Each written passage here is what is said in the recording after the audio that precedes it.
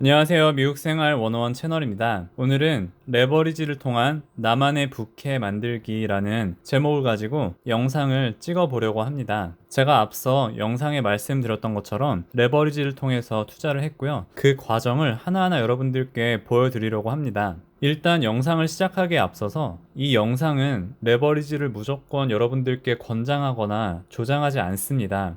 그렇기 때문에 여러분들이 투자도 그렇지만 레버리지도 본인의 상황에 맞게 선택해야 함을 명심해 주시면 감사하겠습니다. 그럼 일단 레버리지가 뭔지 한번 봐볼게요. 레버리지라고 하면은 지렛대라고 생각하시면 돼요. 그래서 내가 드리는 힘보다 더 큰 힘을 사용해서 어떤 물건을 들어 올리거나 할 때 사용되는 것이죠. 그래서 일명 지뢰 효과로 차입금을 통한 자신의 가진 자본에 비해 훨씬 높은 이익을 올릴 수 있는 효과를 이 파이낸스 안에서 레버리지 효과라고 하는데요. 제가 일정한 금액을 빌려요. 그 이유는 이 금액보다 더 큰 자산의 증식의 효과를 누리기 위해서 빌리는 거죠. 이거를 바로 레버리지 효과라고 하고요. 여기 보시면 미국 기준으로 3월 정도에 각각의 어떤 평균 이자율을 가져왔는데요. 학생 대출도 4에서 7% 정도 된다고 하고요. 홈 에쿼티도 한 5.8, 자동차 대출도 뭐 4.5에서 5% 정도 되고 몰기지도 한 4% 된다고 해요. 근데 제가 M1 파이낸스 이 플러스 계정이 있으면은 물론 연회비를 내야 하지만 이러면은 2%로 이자를 빌릴 수 있다는 정보를 들었기 때문에 내가 이걸 한번 잘 활용해 봐야겠다라고 생각을 했었어요. 물론 이게 저에게는 좋은 기회긴 하지만 이자율만 보고 무조건 레버리지를 쓸 수는 없기 때문에 어떤 주식을 매수할지 얼마나 비용이 드는지 하나하나 계획을 하고 준비를 했습니다. 먼저 제가 레버리지를 시작하기 앞서서 1년 이자와 비용을 체크했어요. 그러니까 대략 1년에 424불 정도 나가더라고요. 한 달에 35불 정도 나가고 이게 어떻게 되냐면은 그 M1 파이낸스는 내가 가지고 있는 포트폴리오 자산 중에 35%를 빌릴 수 있어요. 그게 이 당시에 16,200불이 되었고요. 그래서 이거에 2% 하면 물론 이거는 복리가 아니고 단순 이자로 하긴 했는데 324불이고 애뉴얼 피도 125불 정도 하는데 프로모션해서 100불 정도에 해서 424불이 1년에 나간다고 일단은 제가 생각을 했고요. 근데 이게 제가 빌린 돈인데 주가가 떨어지면 불안해할 수 있기 때문에 아무래도 나의 포트폴리오가 주가가 떨어져도 불안해하지 않을 그런 포트폴리오가 필요하겠다라는 생각을 했어요. 그러려면 어떻게 해야 될까 생각을 하다가 일부 배당 포트폴리오를 구성을 해야겠다. 그래서 이 배당만으로도 이 324불을 커버를 하는 그런 포트폴리오가 필요하겠다라고 생각을 했고요. 그래야 이게 주가가 뭐 1년 지나서 지금보다 떨어진다 할지라도 나는 이자를 갚을 수 있는 돈을 받았기 때문에 어쩌면 원금은 그대로지 않을까라고 생각을 하고요. 그리고 배당을 주는 종목들도 이 팬데믹 기간, 지금 이 시기와 그리고 그 후에 미래에도 꾸준히 클 수 있는 기업들이 뭐가 있을까 좀 고민을 하고 선택을 했고요. 그리고 제가 한 번에 이 16,200불을 투자하려고 했었기에 그리고 평소에는 제가 월급을 받고 거기에서 생활비도 쓰고 주식도 투자하고 뭐 세이빙도 하고 뭐 이런 식으로 했었는데 이 돈은 한 번에 생기는 어떤 럼섬 금액이기 때문에 제가 평소와는 다르게 배당 없는 미래 가치적인 주식도 투자를 해야겠다라고 생각을 했었어요. 그래서 요번에 고배당 ETF를 20% 투자를 했고 배당주를 40% 그리고 미래지향적이면서 배당을 주지 않는 노배당주에 40%를 투자를 하게 되었습니다. 그래서 저는 총 8종목을 매수를 했습니다. SPHD, 알버말, 시스코, 스타벅스, 존슨앤존슨, AMD, 우버, 그리고 페이스북 이렇게 8개를 매수를 했고요. 배당주인 SPHD 20%, 그리고 이 4개의 기업들을 각각 10%씩 했고 AMD랑 우버는 15%, 페이스북 10% 이렇게 했어요. 그래서 이 16,200불을 비율에 맞게 나눴고 제가 예산을 짤 때 이때 당시의 배당률과 그리고 이 배당률에 맞춘 배당금을 계산을 해보니까 339불 정도 되더라고요. 그래서 이 339불이면은 이 324불을 충분히 커버를 하니까 나쁘지 않겠다라고 생각을 했어요. 그리고 제가 실제로 매수했을 때 평균 단가와 주식의 개수고요. SPHD는 거의 100주 가까이 매수를 했고 이렇게 쭉쭉쭉 매수를 하다가 우버도 한 68주 정도 이번에 매수를 하게 되었습니다.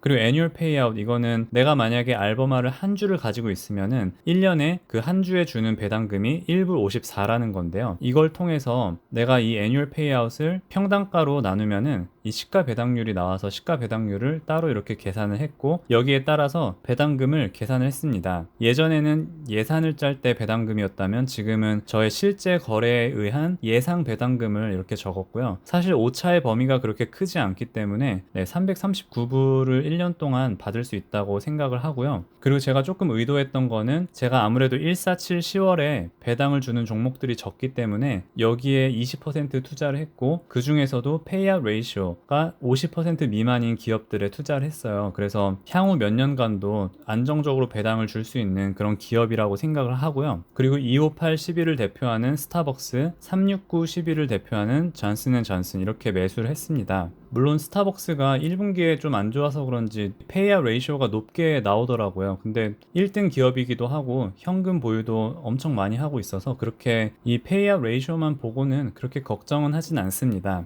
그러면은 하나하나 짧게 볼게요. SPHD 같은 경우에는 ETF니까 일단은 스킵을 하고요. 알버말 같은 경우에는 리튬 배터리 관련 기업이에요. 1분기 실적은 작년보다 많이 떨어지긴 했지만 사실 이 리튬 마켓 수요가 점점 더 늘어나고 있고 앞으로도 계속해서 늘어날 것 같습니다. 아무래도 전기차 생산이 계속해서 늘어날 거기 때문에 여기에 따른 리튬 배터리의 수요도 늘어날 것 같고요. 그리고 여러분들 아시는 분 아시겠지만 어떤 배터리 관련 ETF 중에 LIT라고 있잖아요. 여기 LIT에서도 이 알버말이 거의 20% 정도 차지하고 있기 때문에 미래지향적으로 봤을 때도 이 기업에 투자할 수 있겠다라고 제가 생각을 했고요.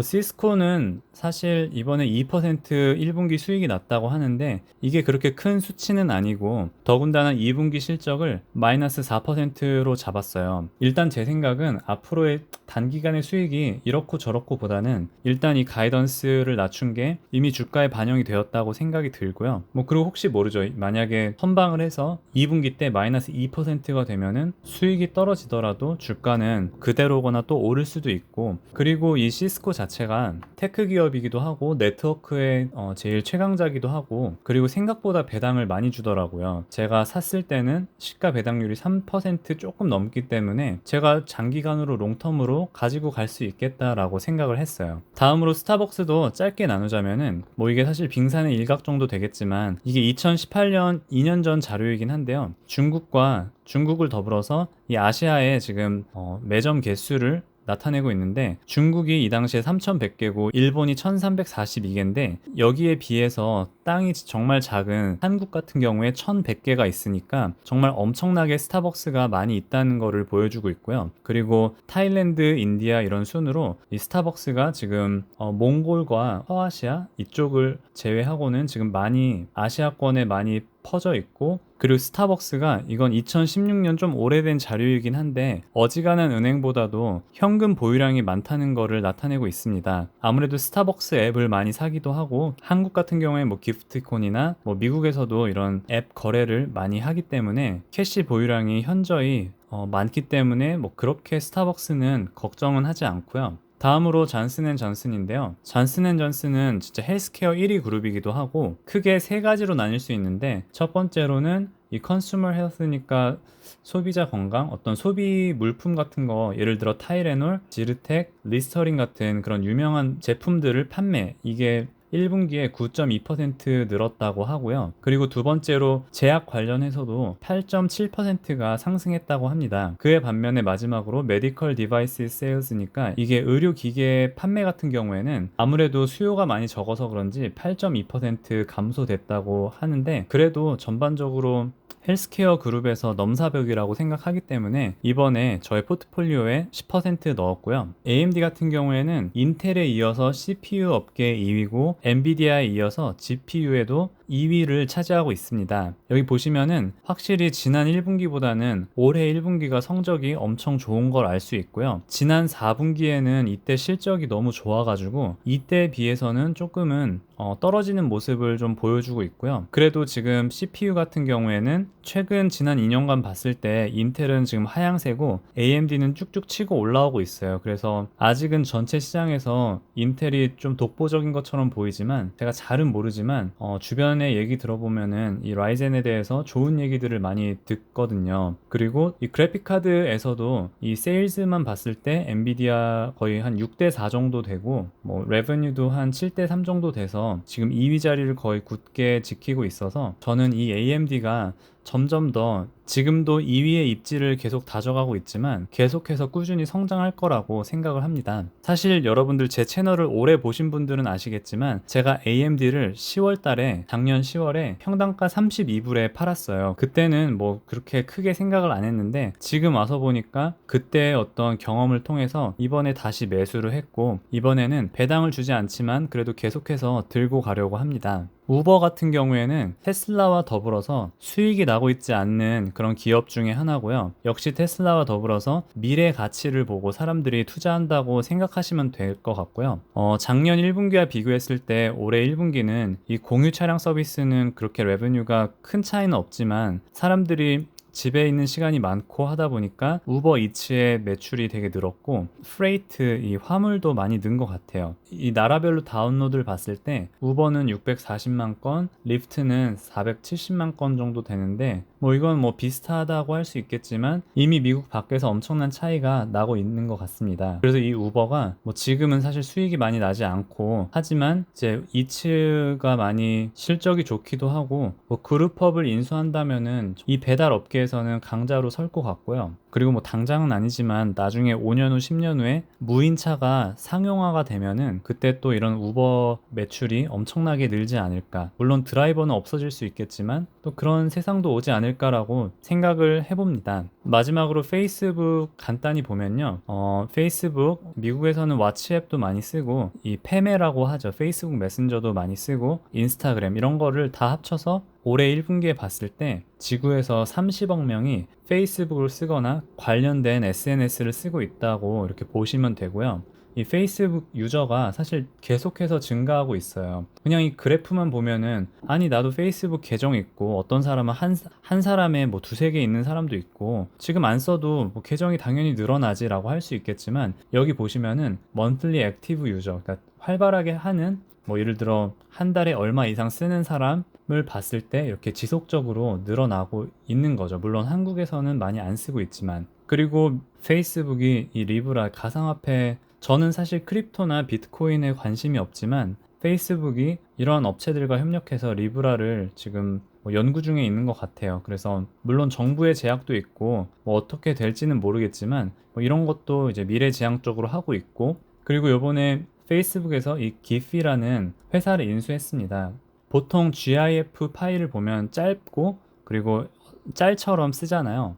뭐 그래서 인수한 게 뭐 10대 인싸들을 겨냥한 건지 어쩐지는 모르겠지만 저는 그냥 이거 보면서 그래도 이 SNS 자리에서 물론 저도 유튜브를 하고 있고 하지만 유튜브는 어쩌면 조금은 일방적이잖아요. 물론 댓글은 달 수 있지만 근데 SNS가 이렇게 소통을 하고 그런 면에 있어서는 이 페이스북이 현재도 최강이긴 하지만 뭐 인스타나 뭐 지피 이런 것도 계속해서 인수를 하면서 점차 이 시장을 장악하지 않을까라고 생각을 하고요. 그리고 제가 물론 자세하게 리서치하진 않았지만 물론 그리고 페이스북이 광고를 통해서도 돈을 벌긴 하지만 이 웹사이트 자체로만 회사가 운영되고 있는 건 아니기 때문에 그래서 이러한 이유로 제가 배당을 주지 않는 성장주에 대해서 생각을 하다가 페이스북을 선택하게 되었습니다. 제가 여기도 섹터랑 특징을 이제 간략하게 제가 정리를 했고요. 여러분들 참고하셔도 되고요. 자, 여러분들 이게 저의 M1 파이낸스의 부캐인 레버리지 포트폴리오고요. 제가 16,200불을 투자를 해서 지금은 현재 주가는 현재 밸류는 17,000불 정도 되고요. 아무래도 딱 정해진 금액을 투자했기 때문에 상대적으로 파이가 되게 고루고루 분산이 되어 있고요. 제가 타겟으로 했던 그 퍼센티지로 실제적으로 제가 투자를 했고요. 실제로 들어간 금액이 16,199불 거의 16,200불이고 지금 현재 뭐 5% 정도 수익이 나고 있고요. 흥미롭게도 제가 배당을 위해서 샀던 SPHD가 현재 수익이 제일 높고 그리고 6월 지금 첫째 주에 오늘 포함해서 알버말이 되게 선전하고 있고 뭐 AMD는 제가 상대적으로 좀 고점에 샀던 것 같은데 그래도 다른 기업들이 선전을 하고 있고 그리고 제가 한 일주일 정도 봤는데 이게 아무래도 섹터도 다르고 다양해서 그런지 다 다 오르거나 다 떨어지지 않고 어느 정도 오를 때 떨어지고 뭔가 해지를 하는 그런 느낌도 들어서 저는 일단 저의 포트폴리오 분포와 그리고 선택했던 기업들 그리고 선택했던 시기 이런 것들에 대해서 일단은 만족하고 있습니다. 네, 이제 영상을 마무리하려고 하고요. 마무리하기 전에 제가 레버리지를 하는 이유는 저는 되게 효율적인 걸 좋아해요. 그러다 보니까 제가 하루에 8시간 정도 일을 할 때 제가 월급에서 조금 떼어지는 은퇴연금도 저를 위해서 일을 하고 저의 주식 계정도 저를 위해서 일을 하고 그리고 이자 2%에 빌린 16,200불은 물론 내가 돌려줘야 되고 갚아야 할 돈이긴 하지만 이 돈이 나를 위해서 일을 하고 있고 배당도 주고 성장도 하고 그렇다면은 이 2%로 빌리는 돈이 꽤 쓸모가 있겠다라고 생각을 해서 이렇게 시작을 해봤고요. 앞으로 어떻게 될지는 모르겠지만 제가 이 여정을 업데이트할 수 있는 기회가 있다면은 오늘처럼 또 업데이트 하도록 하겠습니다. 네, 오늘 영상은 여기까지 하겠습니다. 시청해주신 모든 분들께 감사드립니다. 오늘도 좋은 하루 되세요.